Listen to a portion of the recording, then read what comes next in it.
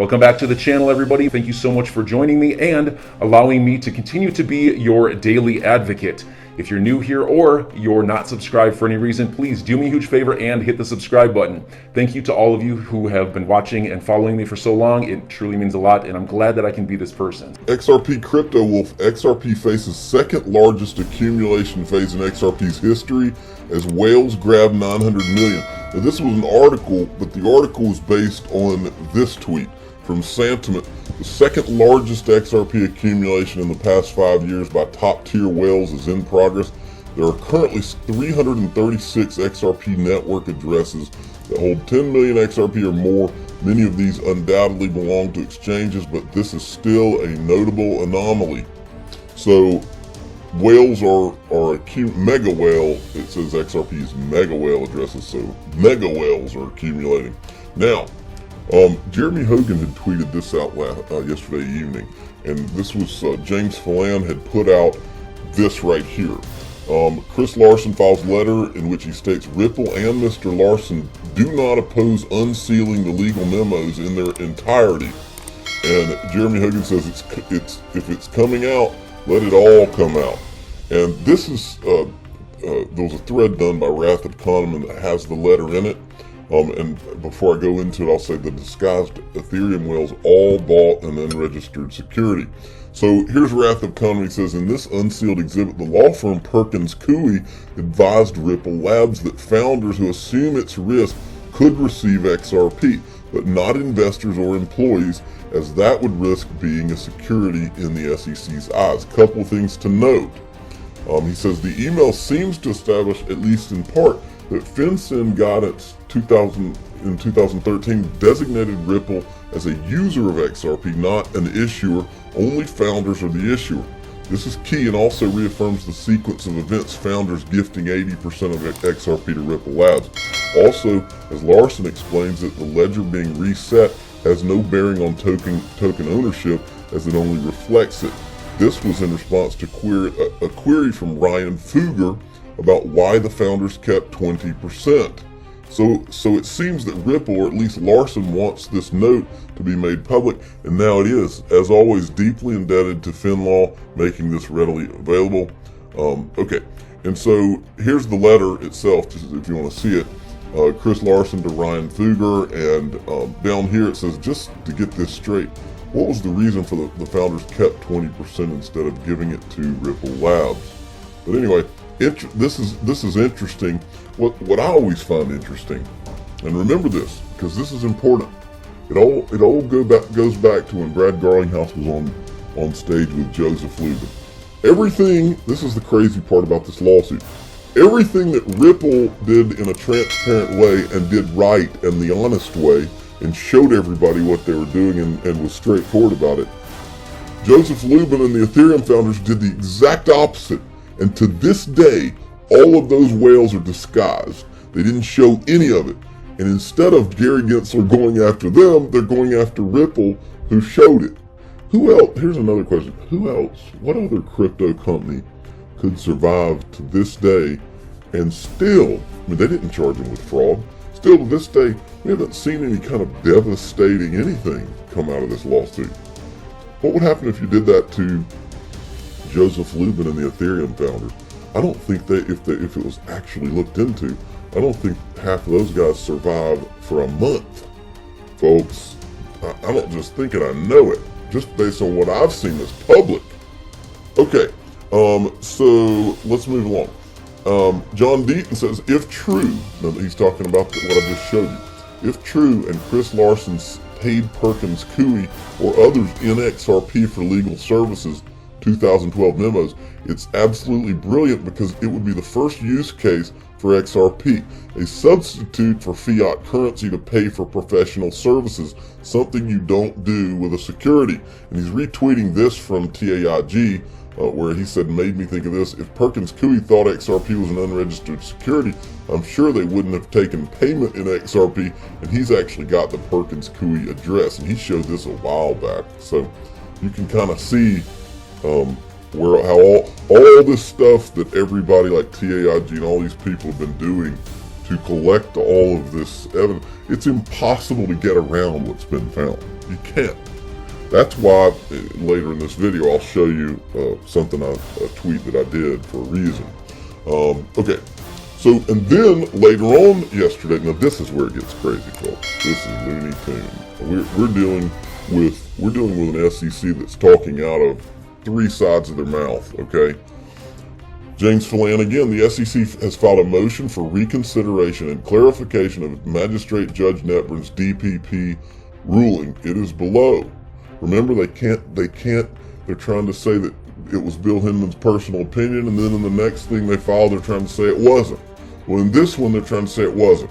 All right, Jeremy Hogan can't believe what he's reading. He says, I'm reading it, but can't believe it.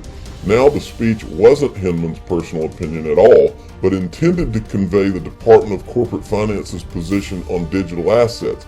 In the legal world, this is as crazy as it gets. The Ripple lawyers must be chomping at the bit. And here's the section he's talking about. Director Hinman delivered the speech as the Director of Corporate Finance to communicate corporate finance's framework for evaluating digital asset offerings. As reflected in its text, the speech was intended to communicate the general approach used by Corporation of Finance. So they're blaming it on, the way I read this, they're saying, oh, it was the corporate, it's this division of the SEC it wasn't the SEC officially. It was this division. I mean, how absurd and crazy. How long is this judge going to listen to this crock of crap? how long is Congress going to watch this circus and not crack down on this agency? Nobody can tell me that nobody has the power to set this agency straight, because this agency is not doing what it was created to do. It has gone rogue, and somebody needs to rein it in. And everybody knows it. This is a farce. This whole thing is a farce. And I think it's the first time in history that the citizens have risen up against an agency that is completely not serving the citizens anymore. It's gone rogue and it's serving someone, but not the investors that they claim to want to protect. Eleanor Terrett was trying to go to bed last night, and she can't figure this out either. Was trying for an early night, but after reading the latest SEC motion, my head is so it's blowing her mind. So the SEC still hasn't taken an official position on Ether, but SEC staff did, in fact, use Hinman's speech to provide public guidance on sales of Ether, but only on behalf of the Corporate Finance Division. What? Everybody's out here saying, what? And then John Deaton says this. I've said for a year, the SEC lawyers are 100% transactional. They will say whatever it takes, in other words, lie. They will say whatever it takes to win a particular argument, no matter how inconsistent that argument is with other statements or arguments they've previously made. Well, this is on the judge, in my opinion. This judge ought to point at those lawyers for the SEC and say, listen, you idiot, you told me in the last brief you did that this was Bill Hinman's personal opinion, and now you're going to sit in front of me and tell me that it was the SEC's or the division, it was the division's opinion. You can't have it. You can't have it both ways. You're going to have to decide. So tell me now which one it is, or I'm going to throw this case out. If I'm the judge, that's how this goes down. Which, I still can't get past the judge saying she thinks that this is Bill Hinman's personal opinion. Remember, she ruled on that, and she ruled that it was Bill Hinman's personal opinion. So it's going to be interesting to see what she says to this. Okay, and this guy had done I encourage you to go and read this guy. His name is Bill. Go read his write-up, because he's an attorney too, and I think he's an attorney. Yeah, lawyer. So go read this. He did an interesting thread on this, and he's scratching his head too. Nobody gets this, because it's crazy. All right. So I sent this to Gary because I saw a John Deaton tweet yesterday, and I got to thinking. John Deaton had done a tweet about how he thought there was a possibility that the SEC, and this makes so much sense. He thought there was a possibility that the SEC, because Gary Gensler's getting so much pressure and they've been exposed on this whole Ethereum thing, that he thinks that there's a possibility that the SEC doesn't sue the Ethereum founders the way they did Ripple, so that they can tie them up for years, okay? But instead, they just work behind the scenes with a settlement to get the Ethereum founders out from under all this heat, and to get Gary Gensler out from under this heat, that they just announced one day, oh, we've been in settlement talks with Ethereum guys behind the scenes, and they raised $18 million in 2014, so they have paid us $18 million, and this is done now. That, I think John Deaton is over the target there, because that's the kind of shenanigans, with all the shenanigans we know have been pulled before this, that's the kind of shenanigans that they could easily try to pull now. So, I sent this out to let them know, to put Gary on notice. These are the facts, and they're not in dispute. And this is a summary from TAIG of all of the facts in this case, the timeline he's got. This is all of the different things that all the different people have put together. We've got the facts. I said, these are the facts, and they're not in dispute, Gary.